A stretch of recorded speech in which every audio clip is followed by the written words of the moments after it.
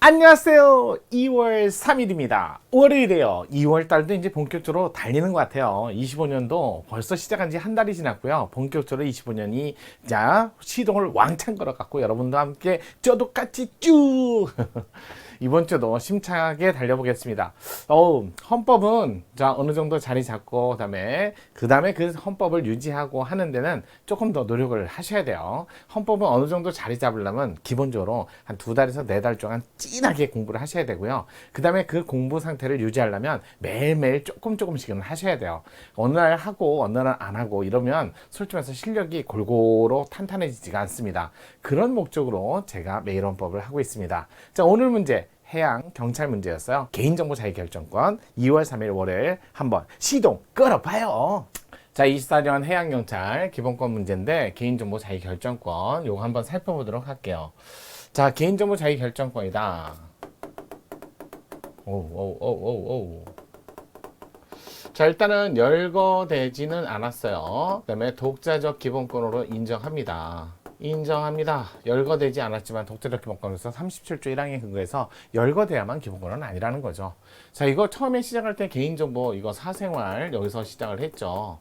사생활에서 시작해서 지금은 이미 널리 공개된 정보도 개인정보가 돼버렸죠. 그래서 사생활에서 더 나아가 이렇게 17조, 그 다음에 물론 10조에서 도출된 사생활에 관련된 인격권, 거기에 더 나아가 플러스 이미 공개된 정보도 개인정보다. 이러다 보니까 어느 하나의 기본권에 포함시키는 어려운 기본권이 돼버렸어요. 그래서 독자적 기본권은 인정된다.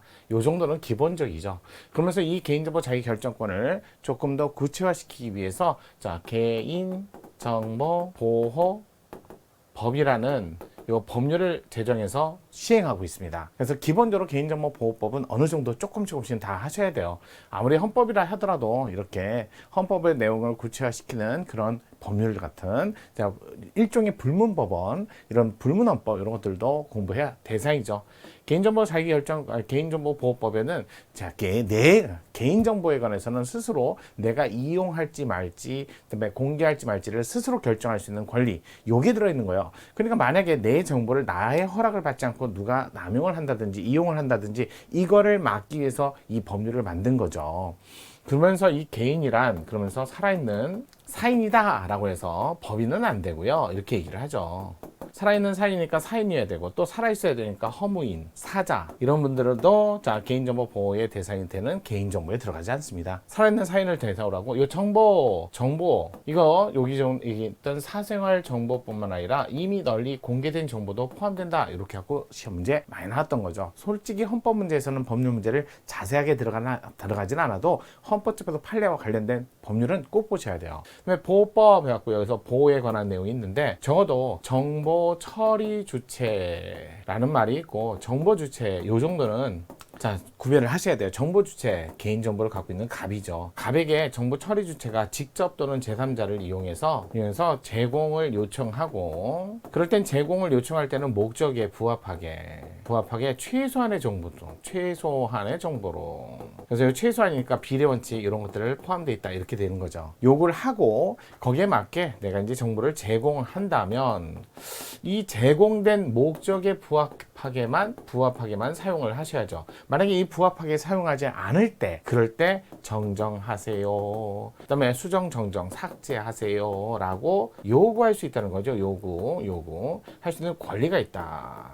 요게 바로 개인정보 자기결정권이라는 권리에서 나오는 내용이에요. 그러니까 개인정보 자기결정권은 내 정보니까 내가 결정한다. 자, 잘못 이용되거나 또는 유출되거나 잘못된 정보를 내가 바로잡겠다 라고 해서 쓰는 정보지 국가가 가진 행정정보를 공개해 주세요. 이거는 개인정보가 아니라 아무리 그 내용이 국가가 가진 정보 중에 개인정보나 또는 제3자 정보가 포함되어 있을지라도 이건 알 권리에 근거해서 나오는 거죠. 그래서 여러분 제일 많이 헷갈리시는 게 변호사 시험 성적을 공개하지 않은 사건에서는 개인정보 자기결정권이 아니라 알 권리 문제였다라는 거. 그런 것들을 좀 보셔야 돼요. 내 정보를 내가 제공했으니까 잘 정리하세요. 내 정보 마음대로 이용하지 마세요. 그게 아니라 공공기관이 갖고 있는 시험 정보 왜 공개하지 않느냐라고 해서 공개해봐라 라는 행정정보의 일종이었죠. 그 행정정보에 제3자 정보나 개인정보가 포함되어 있으면 거기에 따른 부수령 현상이고요. 따라서 요렇게 이렇게 되는 거고, 정보 처리 주체. 만약에 이게 불법적으로 유출되거나 또는 나의 허락과 관계없이 이용 목적과 관계없이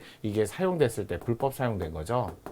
뭐 정지, 중지 뭐 이런 것들을 단체도 소송을 할 수 있다. 소비자 보호 단체. 그다음에 비영리 단체. 요건은 좀 있어요. 3년 이상 운영을 해야 되고, 소비자 보호 단체는 1000명 이상의 회원. 그다음에 일반적인 비영리 단체는 5000명 이상의 회원인데 피해자가 100명이 포함되어 있어야 돼요. 그러면서 단체는요, 손해배상 소송을 하는 게 아니라 불법 사용 이용되는 것을 정지하거나 중지하는 소송을 할 수 있고, 그다음에 손해배상 소송은 피해자인 개인이 직접 하는 거죠. 피해가 있으면 5배 범위에서 3배로 이런 식으로, 그러니까 3배에서 5배로 이런 식으로 약간의 이제 범위가 조금씩 이제 조문이 좀 달라지는 거니까 그건 좀 보셔야 돼요. 또 300만 원 범위 내에서 이렇게, 그래서 예전에는 뭐 3배인데 5배 범위 내에서 이렇게 개정됐고, 또 300만 원 범위 내에서 피해가 없더라도 손해배상 청구를 할 수 있던 참 특이한 법이라는 거, 이런 것들은 좀 보셔야 돼요. 개정된 내용 같은 거라든지 숫자 같은 건 조금 예민하게 보셔야죠.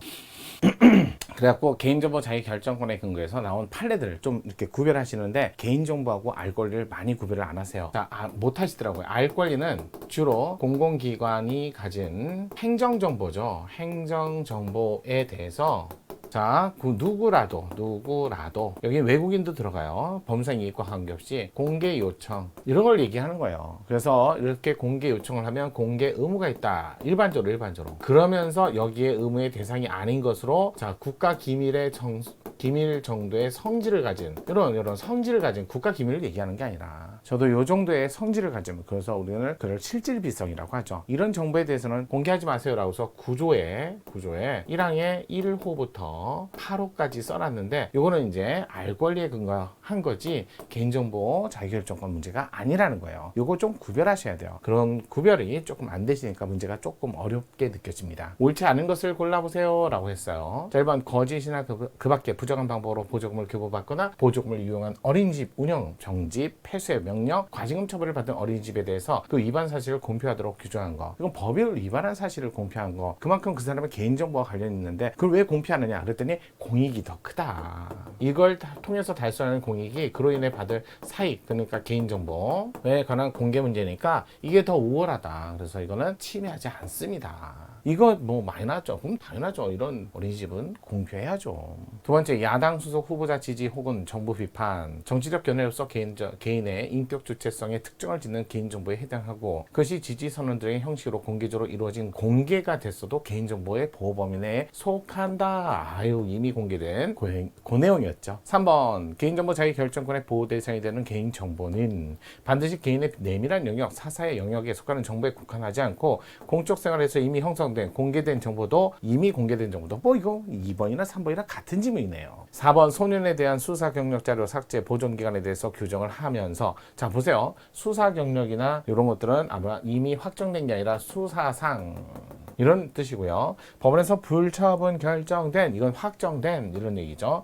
소년부 송치 사건, 오히려 처분하지 않겠다는 확정된 사건. 자, 그런데 수사상 문제는 보존 기간 있고 일정 기간 지나면 삭제하는 반면, 이미 확정됐는데 무슨 확정이에요? 어떤 확정이에요? 처분을 하지 않겠다라는 확정된 사건이라면 뭐 굳이 기록을 계속 가질 필요가 없잖아요. 일정 기간 동안 갖고 있다가 삭제하는 거. 그러면 이런 규정이 있어야 되는데, 아니 수사상 문제는 유죄든 무죄든 관계없이 일정 기간 지나면 확정돼버리면 삭제되는데, 아니 근데 처분을 하지 않겠다는 정보는 왜 그걸 계속 갖고 있어요? 그래서 소년부 송치 사건에 관해서는 아무런 규정을 두지 않은 거, 이거는 개인정보를 너무 남용하는 거 아닙니까? 이렇게 얘기하는 거죠. 구형 실효에 관한 법률 규정, 과잉금지 원칙을 위반해서 소년부 송치 사건 후 그다음에 불처분 결정을 받은 자의 개인정보 자기결정권을 침해한다. 맞죠? 그래서 내 정보인데, 내 정보인데 내가 마음대로 결정을 해야 돼. 내가 마음대로라기보다는 내가 어느 정도 결정할 수 있어야 되는데 그런 결정할 틈이 없네요. 그래서 침해한다. 맞습니다. 그래서 정답이 1번이었습니다.